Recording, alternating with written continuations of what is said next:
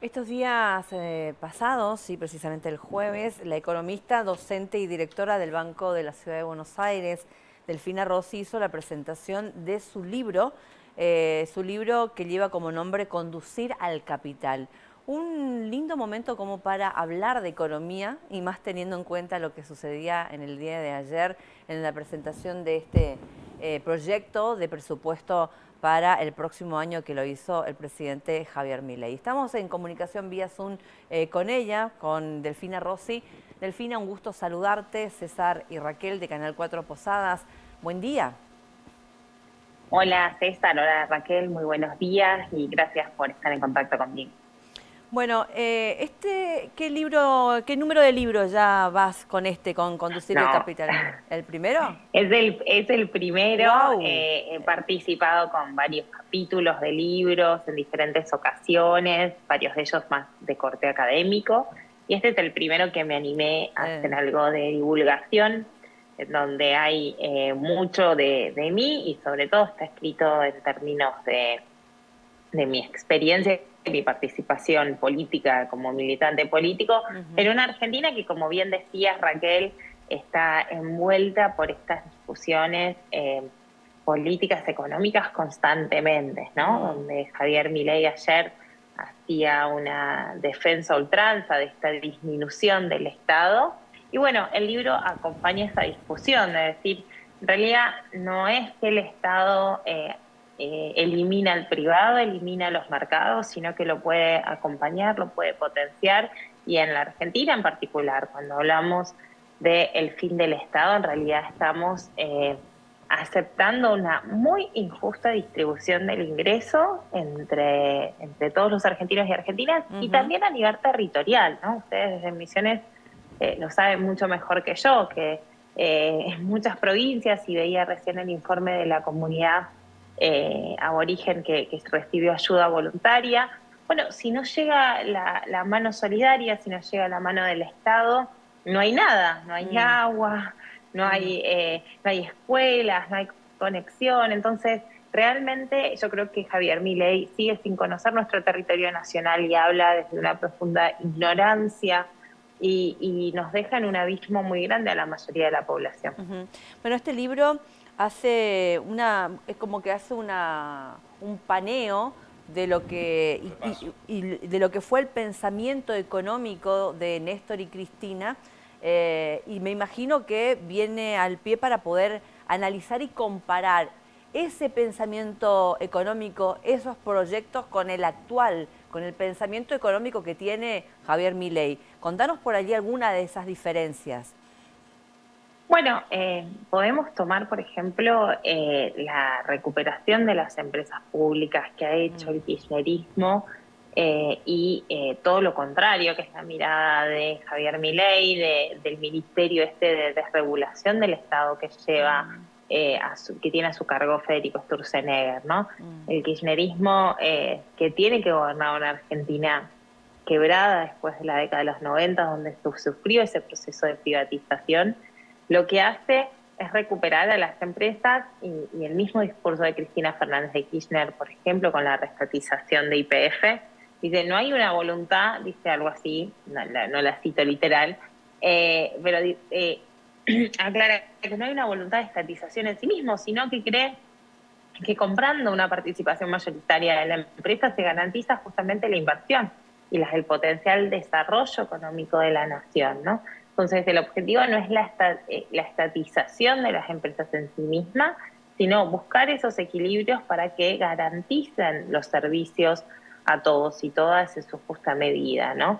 Los proyectos energéticos de creación de NARSA, de potenciación, de generar el Atucha 2 en la energía nuclear, no es, como dice Milei, una voluntad de el Estado que lo puede todo. Es una voluntad de cómo sostenemos soberanía energética y cómo salimos de la importación de energía. No podríamos pensar el gasoducto Néstor Kirchner, la potencia de las inversiones que está recibiendo la Argentina como con Petronas, sin haber recuperado YPF. Claro. sin un Estado que se pensase estratégicamente. Entonces es allí donde hay que salir de las falsas dicotomías, de las falacias que plantea Javier Milei y tener un debate un poquito más serio y entender que las recuperaciones de las empresas públicas tuvieron que ver con buscar este bienestar para los consumidores, para los trabajadores y en definitiva también para la perspectiva de desarrollo a futuro que necesita nuestra sociedad, ¿no? Entonces hay una defensa en ese sentido. Acá Ahí está tenés mi un hijo. visitante, alguien que llegó de la escuela, Sí, parece, ¿no? O va sí, a la anda, escuela. hijito. Va, Bueno, ahora turno medio tarde, sale a las 5 de la tarde. Perdone. no pasa nada. Él forma parte de, justamente de la familia, ¿no? Y está bueno eso también. Sí. Bien. Bien, Delfina, buen día. ¿Cómo te va? César Pesini te saludo. Buen día, César. Bueno, ¿qué observás vos con respecto a estos primeros 9 meses del gobierno libertario? ¿Cuál crees vos que es el principal peligro de este modelo, si se puede decir, modelo económico que está vigente a través de Javier Milei para el conjunto de la sociedad argentina? Mira, los peligros los estamos viendo de manera cotidiana, cuando vemos multiplicarse las personas en situación de calle, las familias enteras que revuelven basura, los jubilados y jubiladas que se quedan sin su pensión, sin poder pagar la habitación donde dormían y están durmiendo en la calle, en las pymes que empiezan a reprogramar y a cerrar. Los peligros son enormes, no hay sector que se esté beneficiando de este modelo económico. Están los amigos de el presidente, los amigos como Galperín, los amigos como Elon Musk, los amigos que tienen que ver con otro corte, pero no hay un sector económico de la Argentina que esté beneficiándose de esta recesión autogenerada. Mira, nosotros como desde el peronismo, desde el Frente de Todos, desde la Unión por la Patria, explicábamos en campaña electoral que teníamos desafíos económicos, ¿no?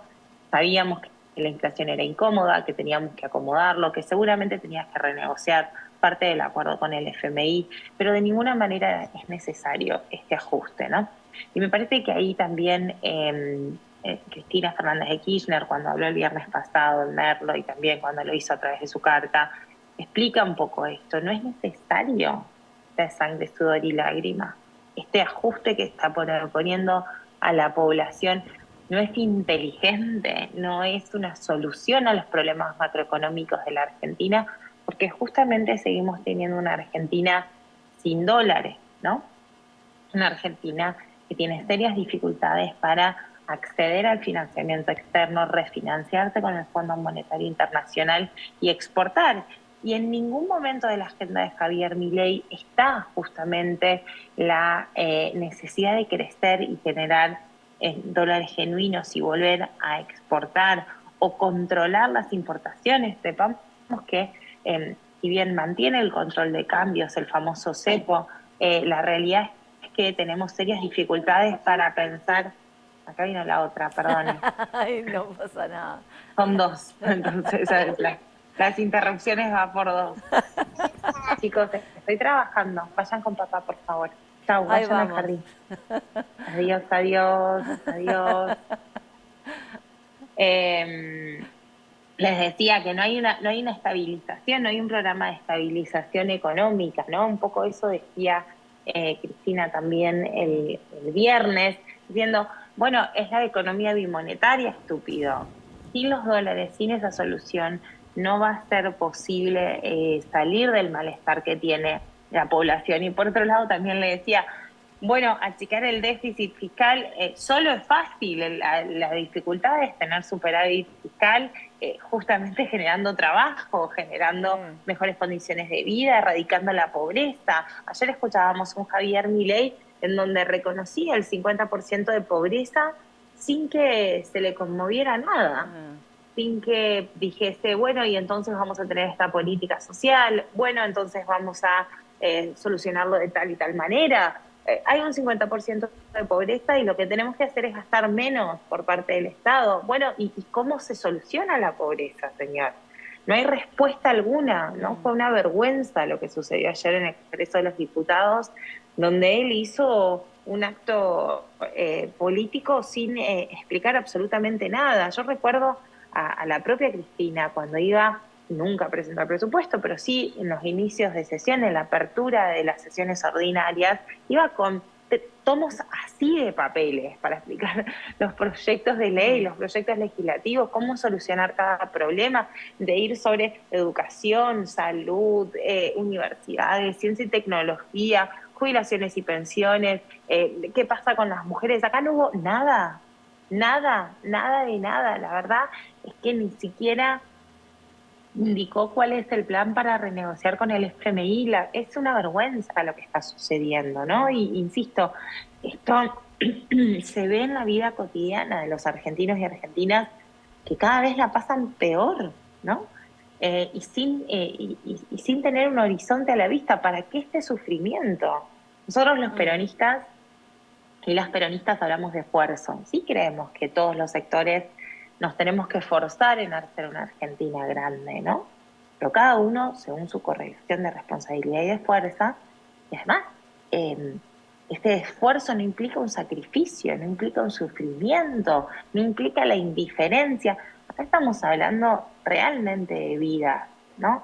Cuando vemos que se le quita a los jubilados y jubiladas medicamentos esenciales, cuando no se hace infraestructura y Sturzenegger dice obra pública nunca más, y sabemos que esa infraestructura era para que a nuestros pibes les llegue agua potable.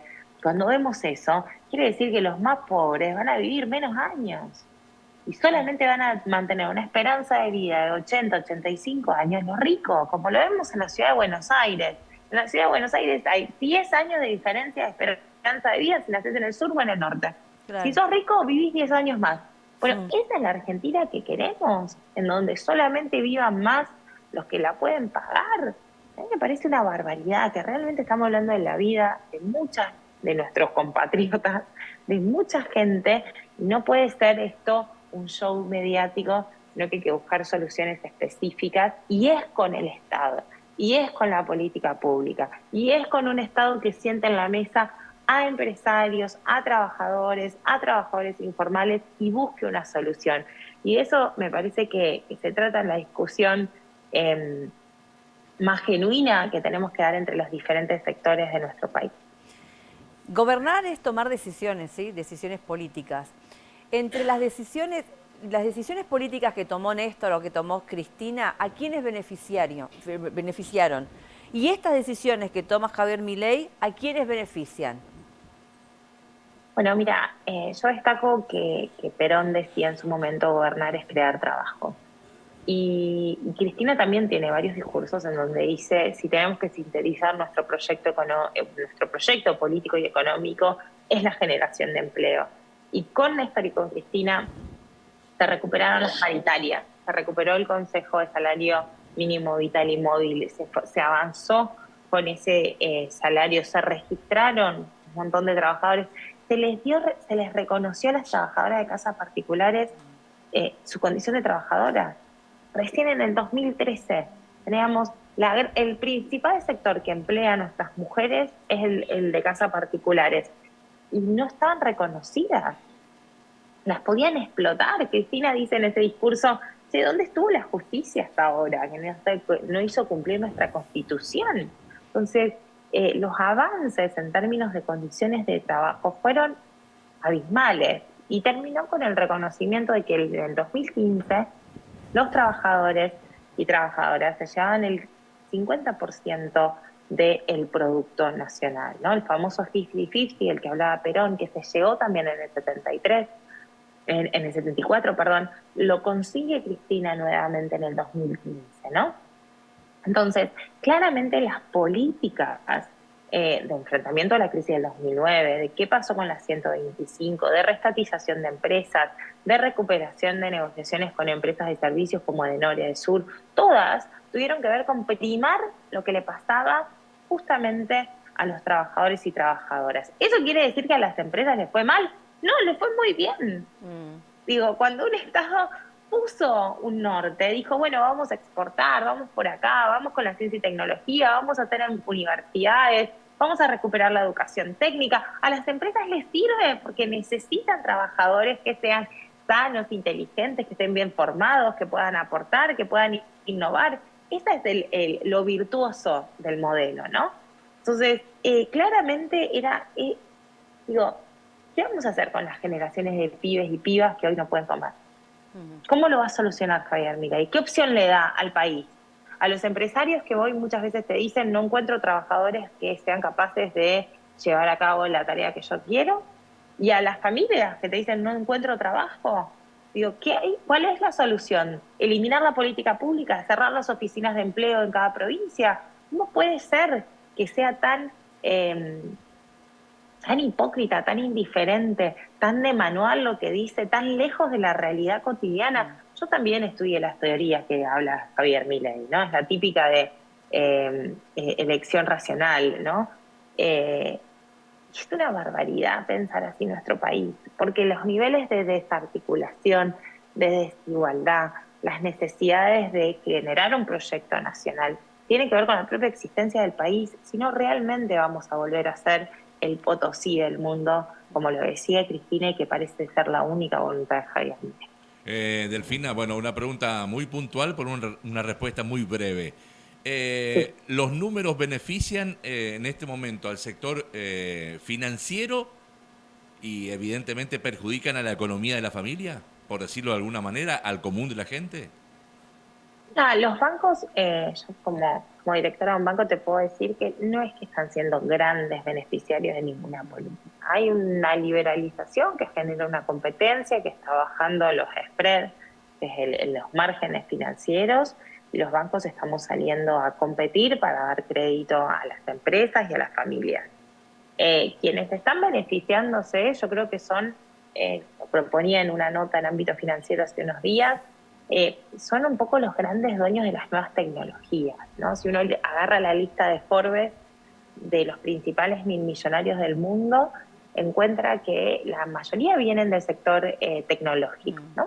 Estoy hablando de Elon Musk, de Jeff Bezos, de los dueños, digamos, de las grandes tecnologías del mundo. Acá hay que recordar que estamos dando esta discusión de Estado sí, Estado no, en el medio de una transición del capitalismo muy grande, que no solo es de comunicación, sino es de tema de producción, ¿no? La inteligencia artificial vino para quedarse y está moviendo capas tectónicas de cómo se organizan los trabajadores, las empresas, el vínculo capital-trabajo, esa independencia o no. Entonces, Javier Milei aprovecha muy bien esa incertidumbre que se está generando en el mundo, en donde pensemos que después de la pandemia, el informe de Intermon Oxfam lo explica muy bien.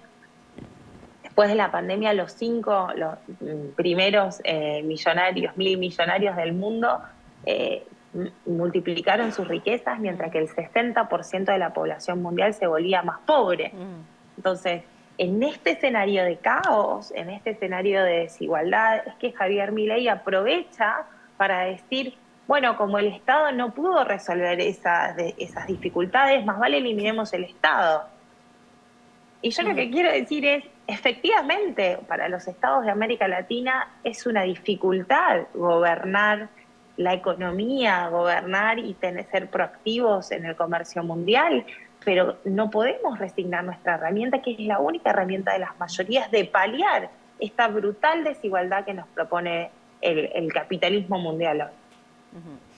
Delfina, muchísimas gracias por este tiempo.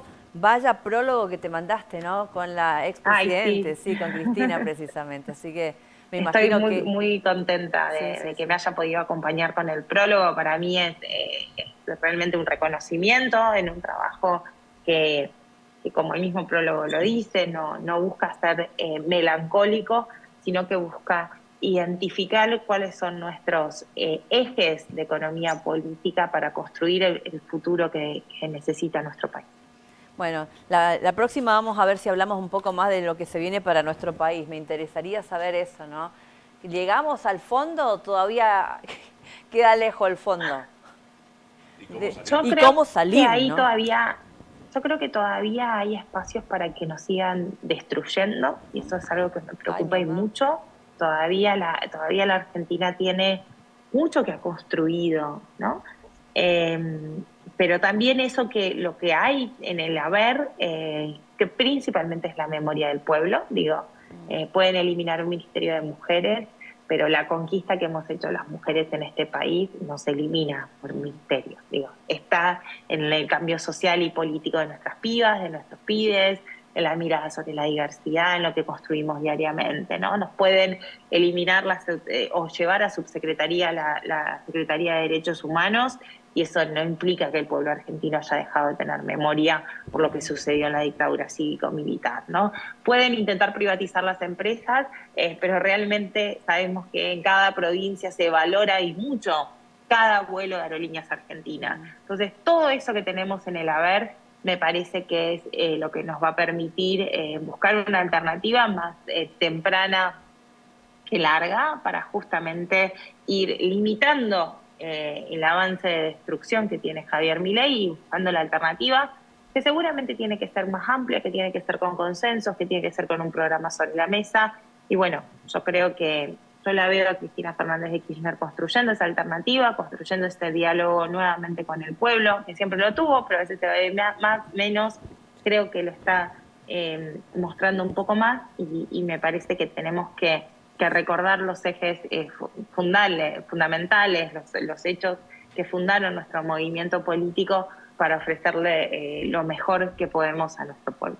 Conducir al capital, ¿sí? Vamos en búsqueda de este libro. Gracias, Delfina. Muchas gracias a ustedes, que tengan una buena jornada. Igualmente.